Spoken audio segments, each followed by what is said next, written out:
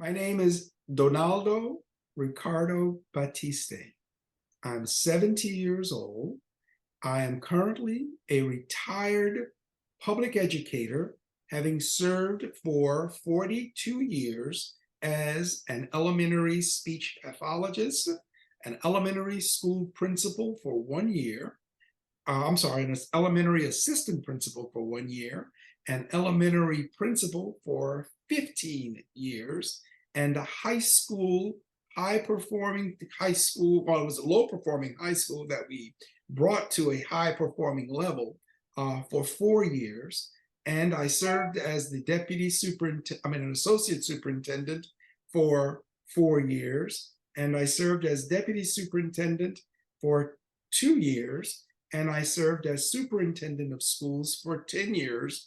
And then before I stepped away, I was contacted by the university where I'm currently working, called the University of Holy Cross, where I was recruited to come in and to start their doctoral program in executive leadership.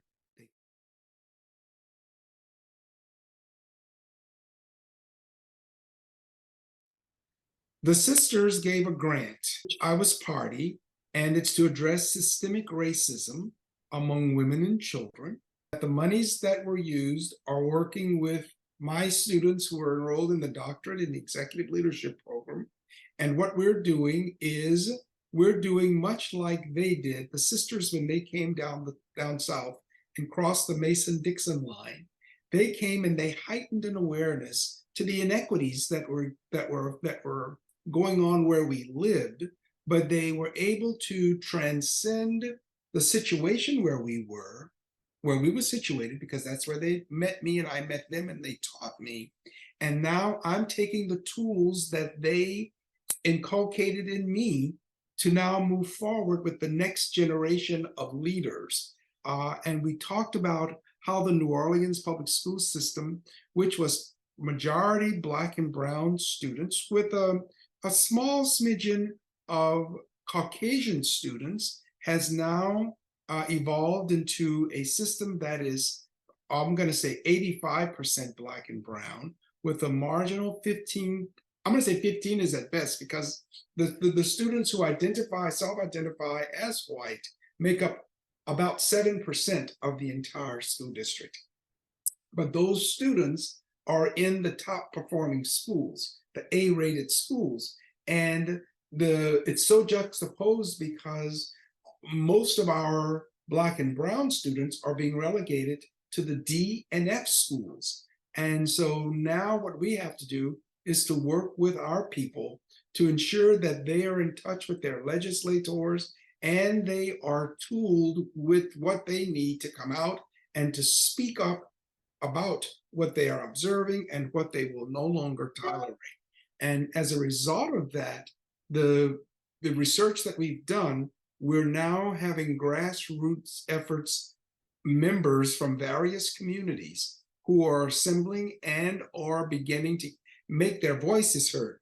Not much action has taken place, but the first step is to create that awareness. And they're doing it respectfully, and they're approaching their legislators, board members, and I'm a board member now in the school district, but it takes more than just what the board can do. So we're reaching out to all streams of the political realm. You know, we're doing city council, we're doing the mayor, we're doing state legislators, be they senators or representatives. And we're telling them, you know, if you're looking for us to support your campaign moving forward, these are some of the non-negotiables that we're wanting to have.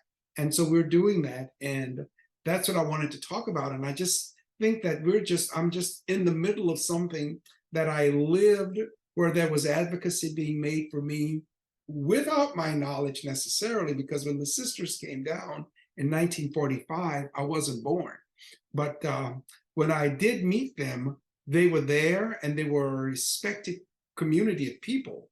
And when you said you went to St. Lucie School, people knew that you were going to a place where there would be no second guessing about what was going on, and the quality of education that you would find, the care, the commitment, the charism, all of those things that have now made me, who's now an associate of the Presentation Sisters, moving that lantern forward as Nano did in her days. We're doing it, but we're doing it peacefully and we're doing it in an organized fashion.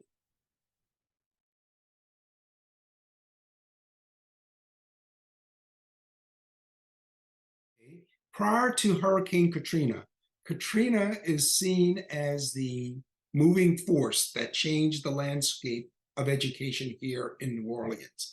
In New Orleans, we were a traditional school district, but after Katrina, the government came in and they closed down the school district.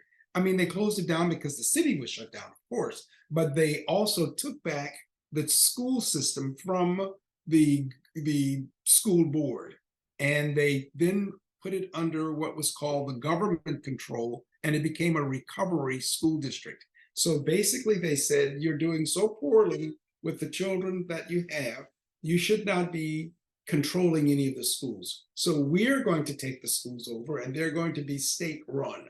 And then they employed an organization called the Recovery School District, and all of the schools that were able to opened up under those auspices. But the school board was still an elected body, so the school board was still sitting and had work to do, but all of the major decisions that were once relegated to the board had now been taken over by the state agency, which became the Bessie Board, which is the Board of Elementary and Secondary Education here. All right. And as a result of that, the schools were all managed, and only New Orleans would only be able to take back a subset of those schools that they would be able to show that they could be that fiduciary responsible party to control, and the majority of them would stay with the Recovery School District. Well, when the Recovery School District had done its role and it had breathed in a new life into the schools that were under their control, they offered the Orleans Parish School Board to be able to take those schools back.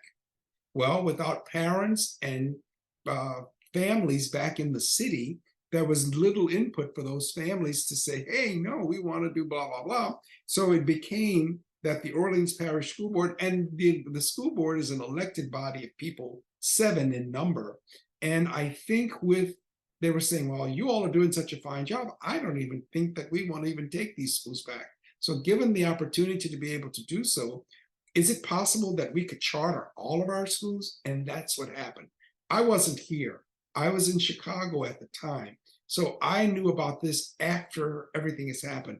And the people who came back into the city and came back and found the schools in this direction, they're all up in arms about it, but it's a little too late, because the ink is dried now on the contract that has been signed.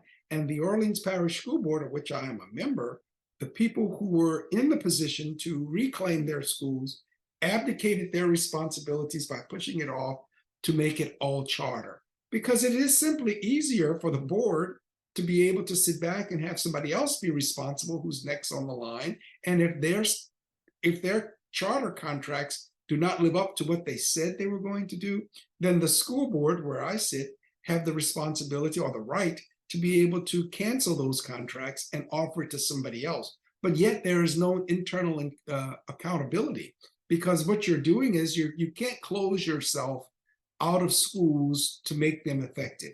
I mean, it's just like a revolving door. So people will come and tout all of these beautiful things that they will be able to do and how they will do it. And then when it comes time to delivering, they can't. And then their contract is pulled. Then we just give it to another chartering organization and they come in. But look at the number of children who are being impacted by this. Look at the number of failures they're going through. And are they getting quality schools? So what this group that we wrote the grant for is doing, we're trying to, and we have been successful thus far, we have been able to tighten the controls, because we're finding that it wasn't that the chartering organizations were the problem existed on our board. But I have been the voice to be able to point that out to the members of our board and hold them accountable.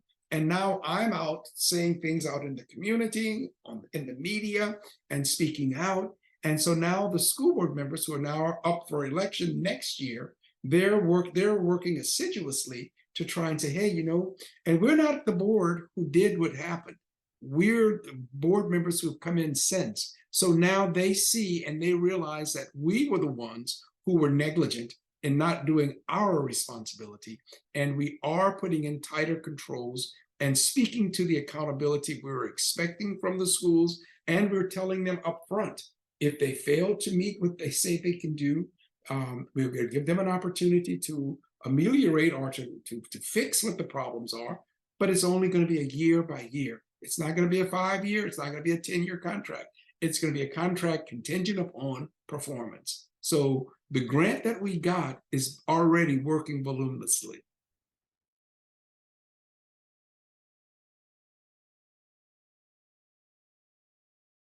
Because the people who are running the schools are not, number one, like our sisters came down from the north, but they were trained in pedagogy. They knew how to teach. They were bona fide teachers. In charter schools, there are no certification requirements. Anybody off the street can come in and work in a school and not be bound by the licensure that we had to work toward having as teachers. So while they may have people with in backgrounds with business and science and biologists and lawyers and all of these people teaching courses for which they would have some expertise, they don't know teaching and learning. They don't know the pedagogy. They don't know the psychology. And so in having done that, that's where the failure is coming. And the preponderance of the teachers standing before the children are not those people who are vested in those children. And our children see these teachers and say they don't really care. And I'm going to say what most people are saying here is that the students need to see people who look more like them standing before them. Well, that didn't happen in my day because the sisters who taught me didn't look like me, but I felt the care in their heart. I felt what they were doing. I trusted them. I believed in them. And right now, the students, the families are all saying, these people have no commitment. They don't stay the full year. They come in and they leave. The students have 6 and 7 different teachers during the course of one school year, and each one coming in with a different level of preparation or inadequate preparation, and it just exacerbates an already bad situation. And the Cowan Institute has, which is the institute that's out of Tulane University, has done the study, and it has brought the results to bear that the majority of the minority students who are now the white students are in the A and B level, not B, more in the A than they are in the B schools, because they've gotten that. We don't know if it's because they are prepared that way. And they said that they're doing a lottery system, but yet the lottery is supposed to be taken into consideration your choices of which schools you want to go to. And some people say, well, if you only put down that you only want to go to this one school, and you don't put the others, you have an opportunity, I think, to put 5 schools down, if I'm not mistaken, on the lottery board. But if you don't choose but one, the chances are you won't necessarily get your one based upon the number of people wanting to get in there, but yet all of the white students get there. And they are doing very good at monitoring who comes in and who exits there.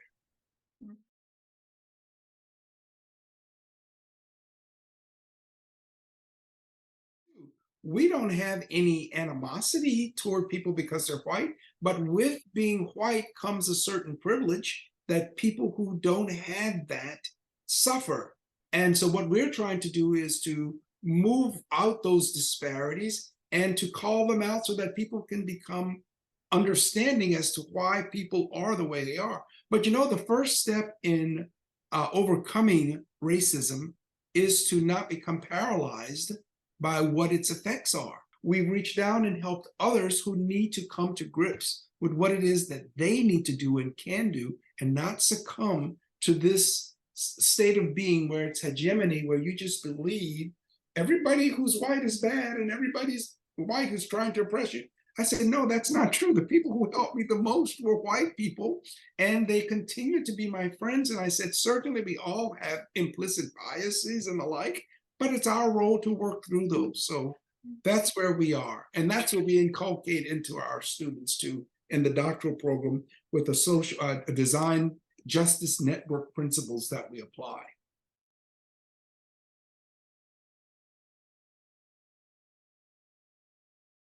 present.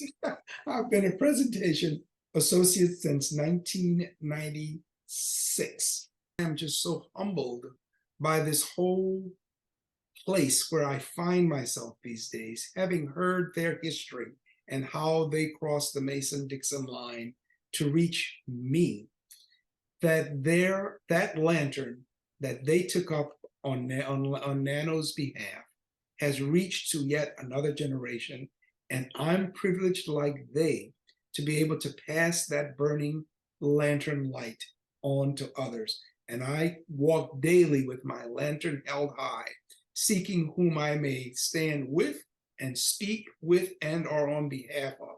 And it's only because of God's grace and through the love of Christ that they inculcated in me through their teaching and through their being, that I'm able to stand with them today.